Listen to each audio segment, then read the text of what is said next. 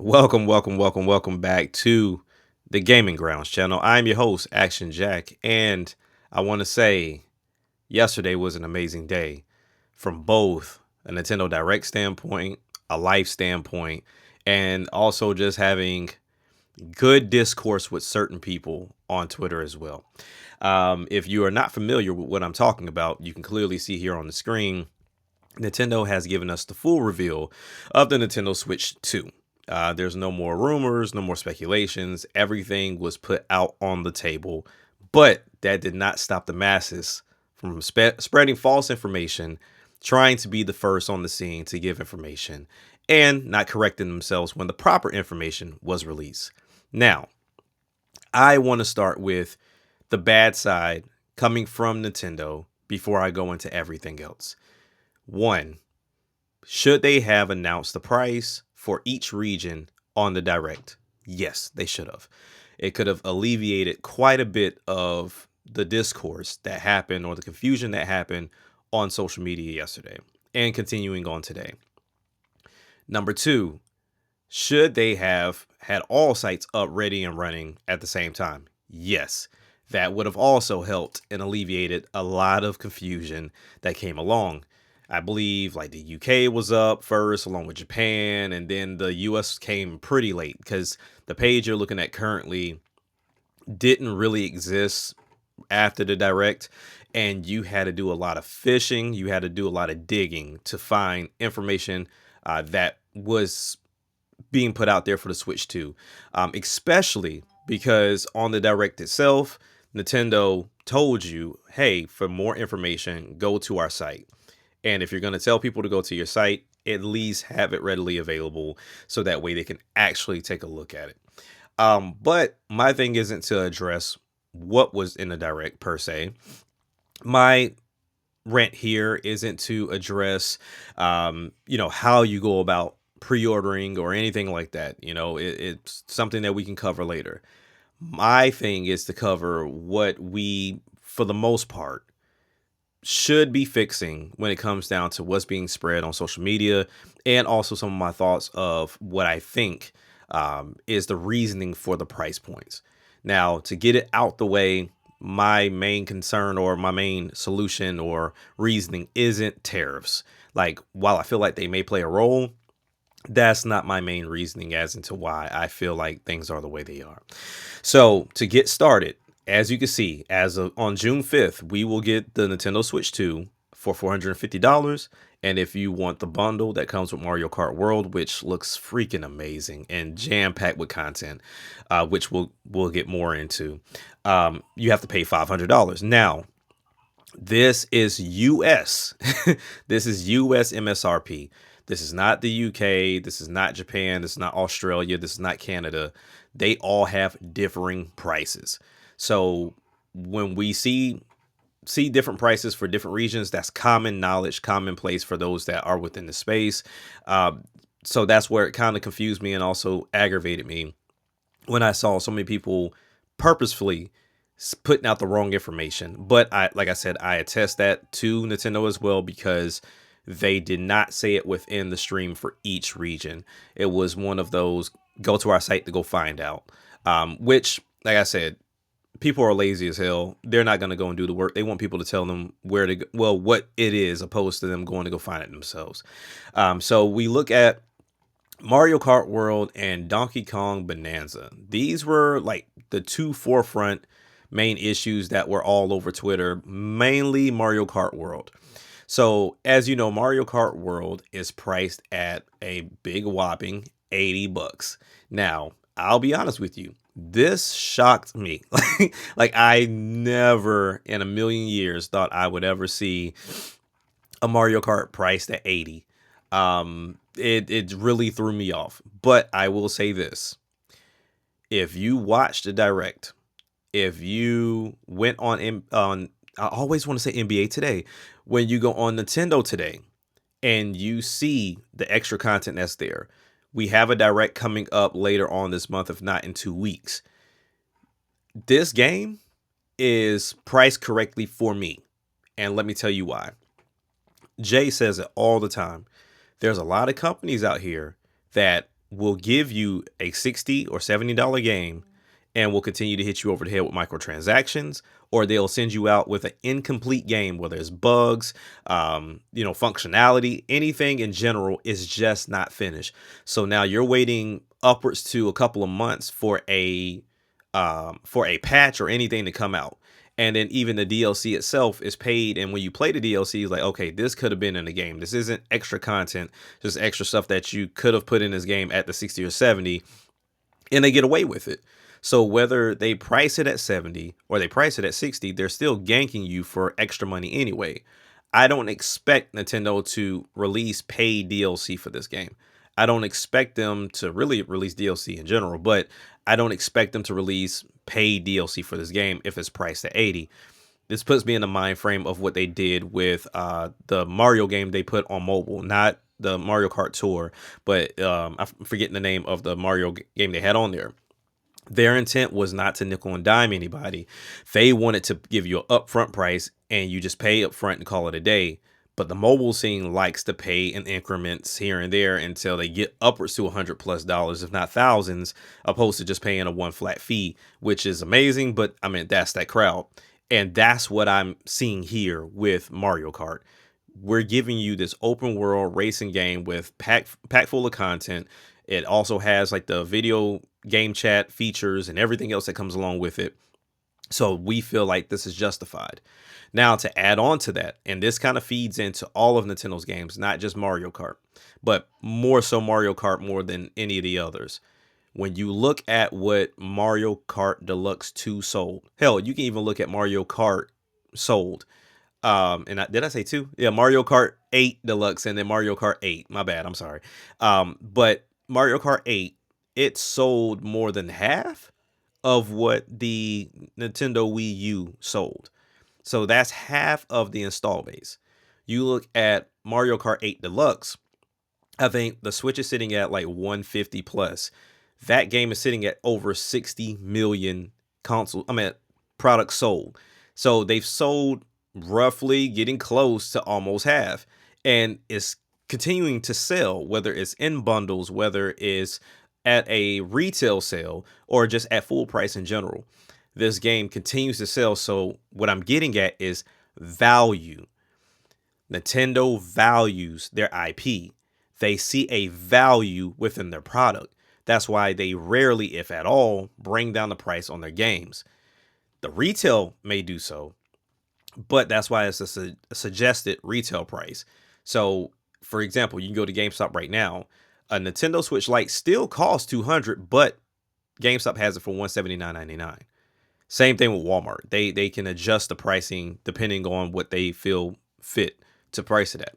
So it comes down to value. And I think the masses have gotten way too comfortable with third party and even, I think, Xbox and PlayStation.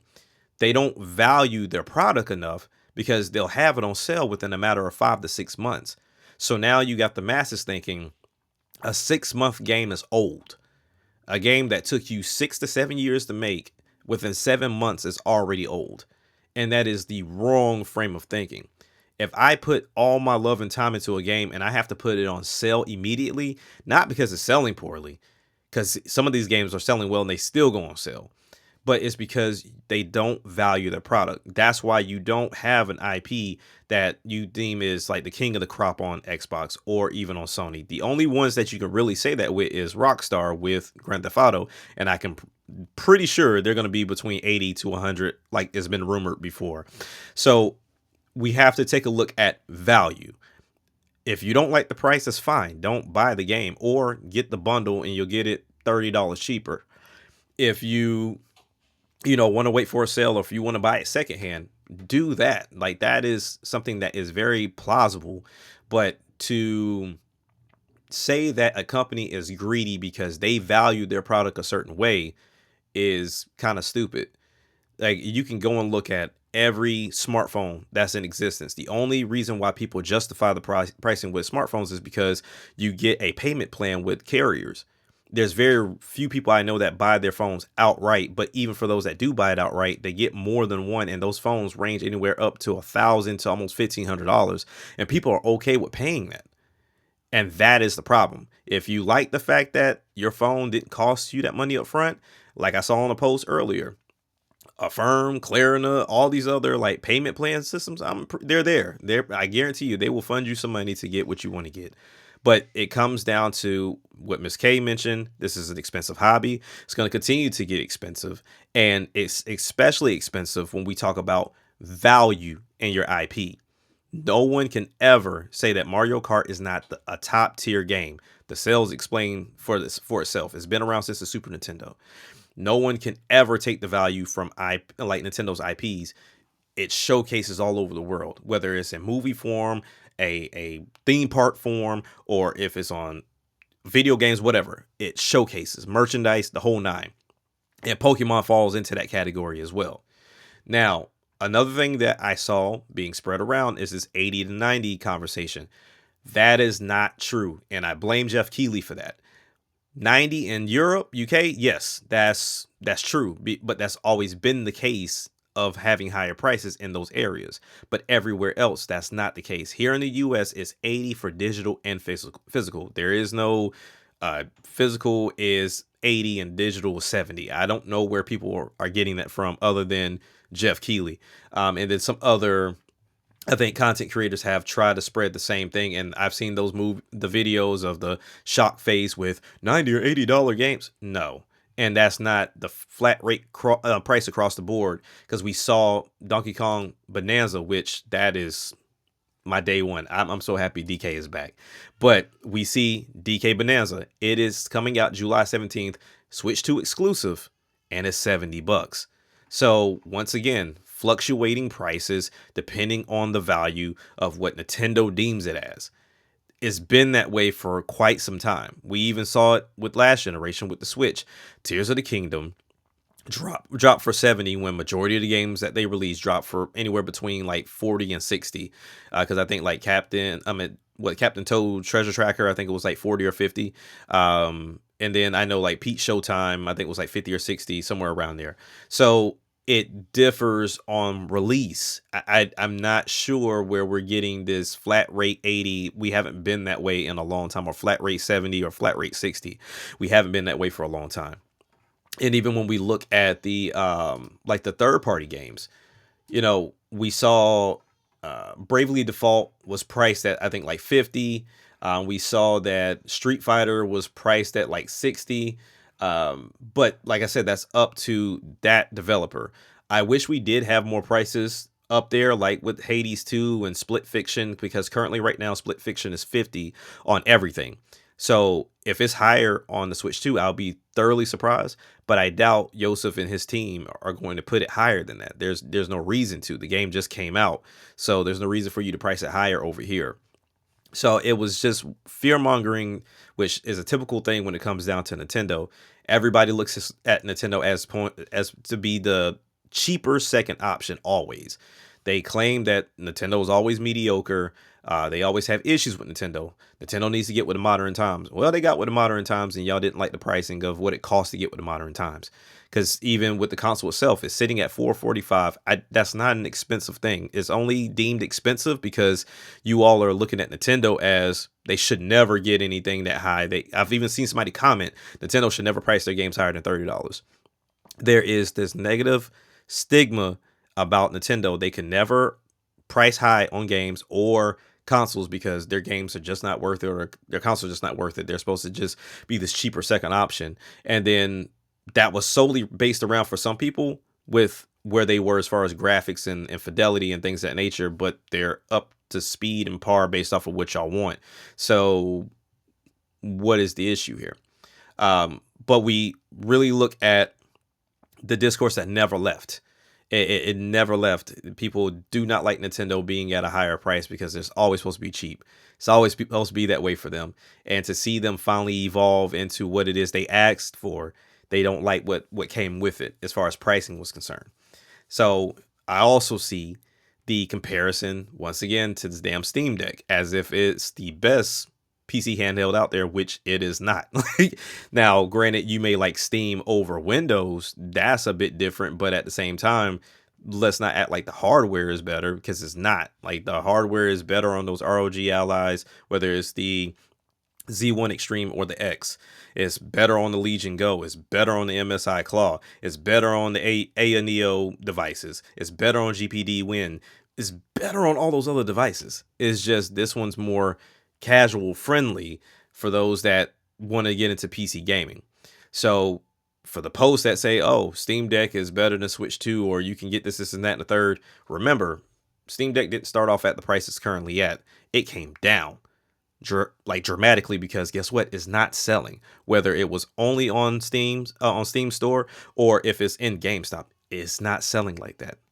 There's a reason why. Not everybody's into that. So for you to say that is better just because you can quote unquote download everything or you can emulate, that doesn't make a bit of difference. Like I have Android devices that can emulate. Big whoop. So at the end of the day, when it comes down to it, no, it's not a better value. Now, if you deem it as a better value, that's on you. But from my standpoint, no, that's not a better value. And that's from somebody that has an ROG Ally, from somebody that plans to get a Switch 2. I have a Switch. I have a Series X. I had a PS5. Like, I don't have a bias either way. I look at value as value.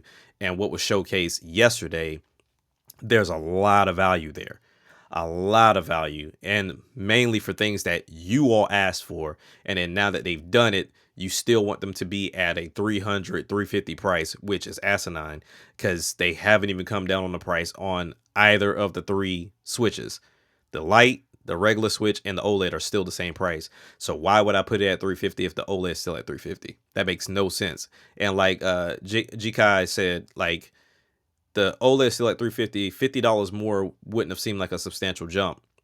So I have to put that gap for sure, and that's $100 gap when we talk about 450 versus 350. So I don't know where this goes from here. All I can say is when the day comes, like Jack Smooth said, like, y'all gonna buy it anyway. Complain now and get it all out, rant, get it all out the way, and just be content with what it is that you're really gonna do. There is one more thing I wanted to go over, and it was these upgrade packs. These upgrade packs with the current Switch games. I will say, Nintendo, y'all got to do better about how to run this stuff down, because I swear it is almost like pulling freaking teeth trying to track down some of this stuff. Because there is a actual page that will showcase like what all the differences are with these particular games. Like they'll tell you, okay, well, this is what you're getting with this game, and this is what you're getting with that game. When it comes down to the upgrades for those Switch games that we have coming up, right? The Switch 2 edition games, if you will. I wish I could find it a lot easier, but like I said, this site has stuff really all over the place, and maybe I'm just not looking in the right spot. But I do know off the top of my head what it is that I want to speak on. So there is a handful of Switch 2 games, Switch 1 games that are getting these Switch 2 editions, right? We have it to where the ones that are kind of getting all the big fuss right now are Kirby and the Forgotten Land, and then also Mario Party Jamboree. They're kind of getting like the most fuss right now, but then also the Zelda upgrades are getting a lot of fuss with it as well. Once again, it comes down to a sense of value, but I think I kind of put my finger on why they priced them the way that they priced them. So just kind of bear with me on this. And I just really wish I could find that freaking page, because this is so difficult to find. I don't know why they did it like this. Okay, so here's some of it. It's not to the full extent of how I wanted to see it, but it is what it is. Okay, so this is my theory, and it seems to pan out, but this is my theory, right? So let's look at the two Zelda games first, and then I'll go into Jamboree as well as Kirby, right? So we have Breath of the Wild Switch 2 edition, and we have the Tears of the Kingdom Switch 2 edition. Now, the Breath of the Wild Switch 2 edition is $70, right? And the Tears of the Kingdom one is $80. Now, this is my theory. For games that are only receiving, frame rate and resolution, if load time changes, as well as like HDR support, those are looking like only $10 increases. Like there was nothing big or nothing major that got changed with those games, or nothing that got added to those games as far as content is concerned. They only get this $10 boost, which would explain Zelda Breath of the Wild baseline is still $60. That game hasn't come down in price. So, excuse me. Going up 10 will put it at 70, which that's what it's priced at, right? Tears of the Kingdom, baseline 70. It went up to 80. Add that $10. You with me? All right, cool. So then we go down to the two games that had extra content added into them with Jamboree and Kirby. Now you look at Jamboree, they added the Jamboree TV. They added in mouse controls, microphone, and they also added in camera play. They did the game share. They have the 1440p resolution, which I mentioned the resolution stuff. And then, of course, the visual enhance and improve frame rate, right? But they added the Jamboree TV mode. And from what you saw from the direct, it has the whole Bowser situation, the roller coaster with the mouse. So they added actual extra game content. So they charged you 20. So you got the resolution bump and extra game content for 20, which this game originally priced at 60. $20 up is at 80. Kirby and the Forgotten Land got a brand new piece of content called Star Cross World. Jesus, I can't talk today. So this is a brand new story. So you have the mainline game along with the brand new story and the visual enhancements. That game was initially 60. It went up to 80. $20. Right? So that's where I'm going with it. And then you see Legend ZA or Legend ZA, as we said we were going to call it, improved performance at higher frame rate. That only went up 10. The game was originally 60, went up to 70. Okay. Metroid Prime 4 Beyond went balls to the wall all the way out. I imagine this is going to be 60 for the Switch. And if you want the Switch 2 edition, this one was priced at 80 as well, if I'm not mistaken. I really wish I could find that page, but this one was priced at 80 as well, but we can see why. It said that it added mouse controls for the Joy-Con 2 controllers, did the enhanced resolution, textures, and load times. They added a quality mode and a performance mode, and then also the HDR support. So with this one being a newer game, I don't see this one as being like more content per se. So I kind of see this one should have been 70. But if they look at that mouse control support, that one's a little shaky for me. But I think this one was priced at 80. I could swear it was priced at 80. So I don't know if I can find it, but this is what was there. So let me go to the games page and see if it's there, because I know some of the stuff has been updated. Yeah, it doesn't look like they have the Switch 2 stuff here. But all in all, that's what I think they're doing. I think that's what they're doing. They're essentially looking at what it is that they're adding, tying it with the baseline of the game, and then that's how you go about getting that price bump. So I don't think there is a flat 10 like PS5, like PlayStation did. I don't think there's like a flat 20. I think it depends. If you're only getting resolution bumps, 10. If you're getting resolution bumps and extra content, 20. Now, that doesn't mean every game is like that, because there are games that we have, Switch games that we have, that are getting a bump in resolution and frame rate for free. So I think like Xenoblade was mentioned as one of them. There were like a handful of games, and I had to put a post up because somebody made a comment of, oh, Xbox just upgraded my stuff and I had to pay for anything. Well, yeah, that's the same thing here too. But then at the same time, Xbox didn't add extra content to those older games either, did they? So that is my key takeaway from all of that. But all in all, none of these games up here are going to be 80. Like Fast Fusion, Reanimal, Arcade Archives 2, when I believe they get it working, because I think that was one of the games on the list of like things that weren't working currently. But we still got until June for them to get that all ironed out. But these games are not going to be $80. So if you see anybody posting that every Switch game is $80, false. If you have anybody sitting there saying the physical games are $90, false, outside of the UK, unless you're in the UK. If you see anybody saying that all games are going to be this new game key card that only has some of the game and you have to download the rest of it, false. That there is no limitation as into what you do with that. That's up to the developer. And we've already seen Square Enix did it with Bravely Default. That game literally, is like 11 gigs. They just chose to do the key card. Don't know why. That's what they did. Street Fighter did the same thing. But we have Cyberpunk 2077, the Ultimate Edition, 64 gigs. Apparently, that's all on one cartridge. 64 gigs is the highest cartridge size. So they put it all on one cartridge. So that way you don't have to install anything. So we know with Mario, that's going to be all on one cartridge. There is no download for that. So you just play the game. It works fine out of the box.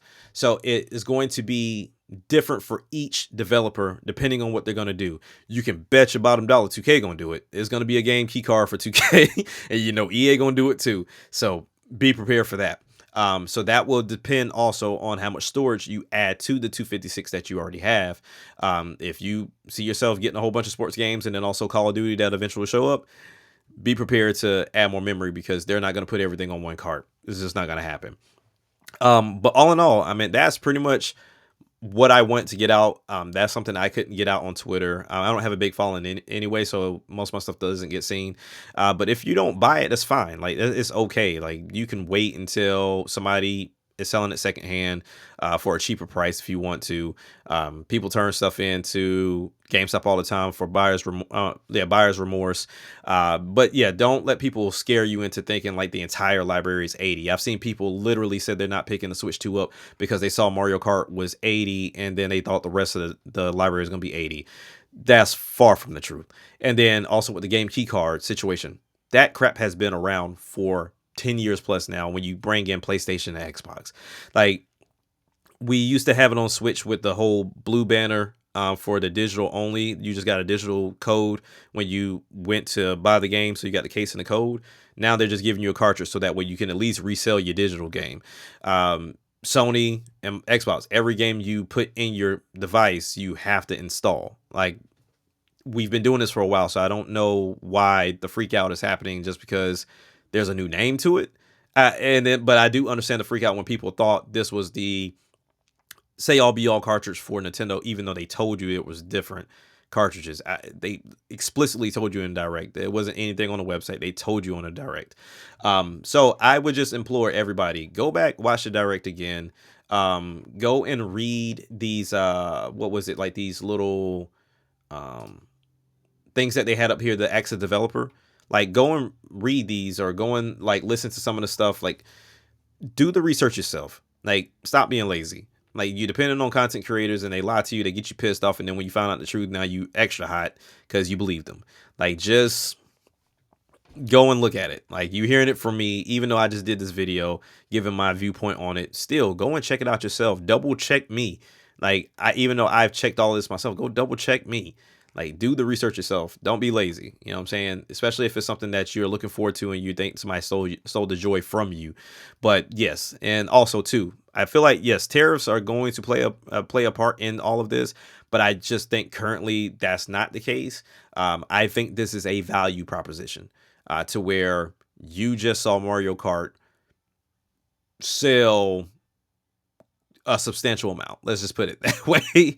And is going to be the launch title that's going to propel this system into another stratosphere, especially with all the content as in that game. If you looked at that trailer and you looked at that direct and you said $80 is too much, then you're the greedy one because you're expecting a company to give you that much content for a small price, all because other developers don't value their IP as much.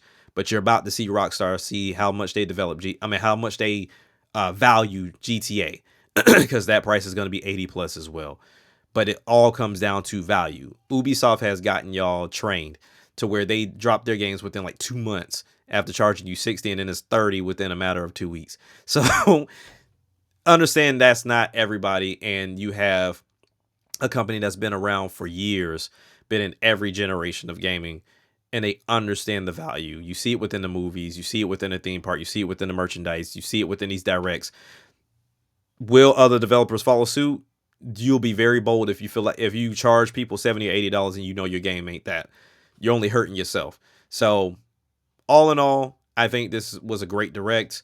That is my viewpoint on what's going on. And then also too, I feel like Sonic is good. Like, Sonic is okay. Cross Worlds is good. Mario and Kirby's not gonna kill it, but I think it'll be a good three racing games that we get, and I think it's a nice resurgence for the arcade racing scene. But yeah, definitely check out the rest of the podcast. Check out our reactions to the actual direct itself. Go to the Nintendo site, go to the Nintendo Today app and get the information yourself. That's the reason why they made it. And stop listening to everybody. If you want to just double check what your favorite content creator said, go double check.